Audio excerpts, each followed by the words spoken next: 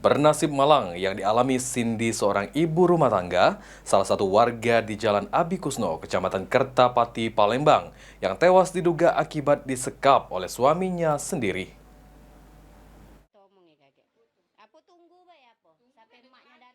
Nasib malang yang dialami Cindy, seorang ibu rumah tangga, salah satu warga di Jalan Abi Kusno, Kelurahan Kemang Agung, Kecamatan Kertapati, Palembang, yang tewas diduga akibat disekap oleh suaminya sendiri. Menurut keterangan kakak korban, Purwanto, Cindy diduga telah disekap dan ditelantarkan oleh suaminya yang berinisial WH selama 3 bulan, hingga membuat kondisinya memprihatinkan.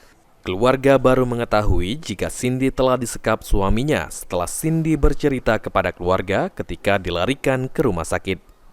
Mendengar cerita tersebut, kakak Cindy melaporkan suami Cindy ke Polrestabes Palembang.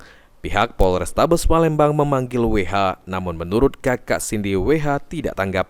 Itu waktu dia nge-WA itu tuh cak mana kondisinya? Iya, udah tahu nih, Pak. Tidak tahu nih kan. Tiba-tiba pas saat tahu itu tuh Cindy lah sudah dibawa ke rumah sakit itu ya. Itu pun dari warga yang juga tahu. Warga yang itu ya.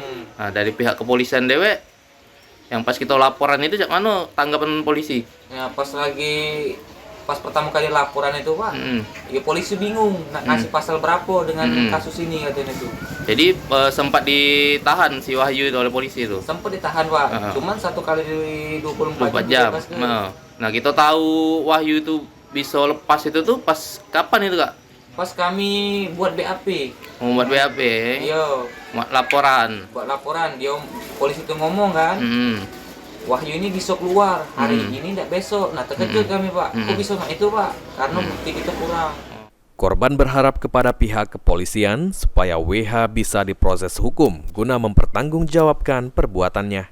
Suryadi, PAL TV.